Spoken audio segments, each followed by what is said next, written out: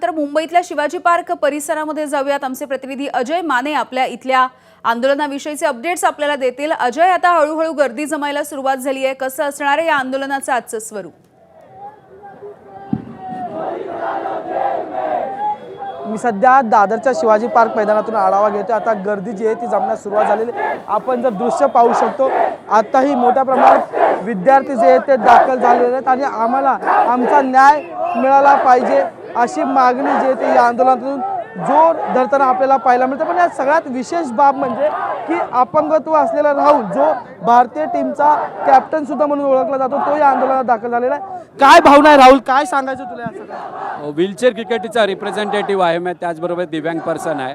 तो माझं म्हणणं तेच आहे की जसं स्टुडंटचे राईट्स दाबले जात आहेत, त्यांना प्रोटेस्ट करून देतलं आहे, एक्झाम झालं त्याच्यावर परत री एक्झाम द्यावी लागते, त्याचप्रमाणे डिसेबिलिटी राईट्स पण दाबले जात आहेत। जे स्टुडंट्स फेस करतात आता ते आम्ही खूप वर्षापासून करतो, म्हणून त्यामुळं आम्हाला स्टुडंटला सपोर्ट आहे। आणि राजीनामा का बघतोय तर एक सिस्टम सुधारायचं असेल तर जो माणूस वरती आहे त्यांनी राजीनामा दिला तर खाली सिस्टम सुधारायला मदत होते, एक अकाउंटेबिलिटी येते। सो तेच आमचं मागणं आहे की स्टुडंट्सला सपोर्ट केलं पाहिजे आणि सिस्टम सुधारलं पाहिजे। आपण जर पाहिलं तर राजीनाम्याची मागणी केली जाते की सिस्टम सुधारायला हवी आणि त्यासाठी आम्ही हा संपूर्ण राजीनामा मागतो। हातात देशाचा तिरंगा घेऊन ही सगळी मंडळी दाखल झालेली आपल्याला पाहायला मिळते।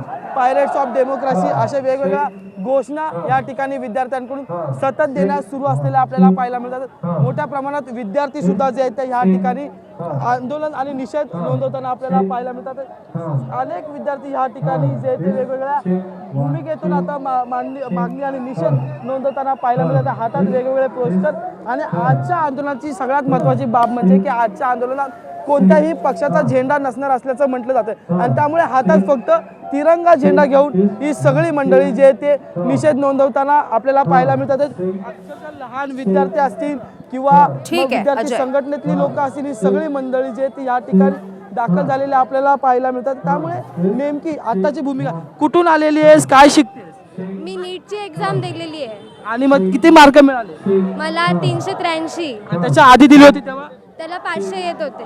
आणि मग काय झालं नेमकं? मग आता माहिती नाही, पण पेपर फुटेमुळे माझं भरपूर नुकसान झालंय। पहिल्या वेळेस झालं असतं तर कुठेतरी गव्हर्नमेंट ऍडमिशन मिळालं असतं, पण आता होईल की नाही याची पण भीती आहे। मग आता काय घ्यायचं ठरवलंय?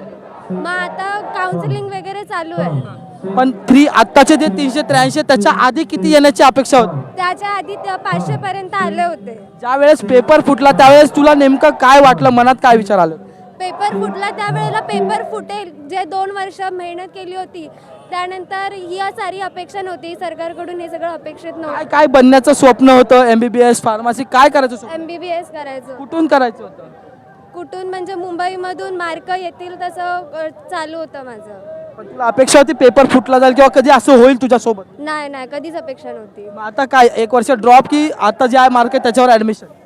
आता विचार चालू आहे, पण 383 मध्ये कुठे गव्हर्नमेंट मिळेल असं वाटत नाही। आणि मग गव्हर्नमेंट नाही मिळालं तर मग पुढे काय?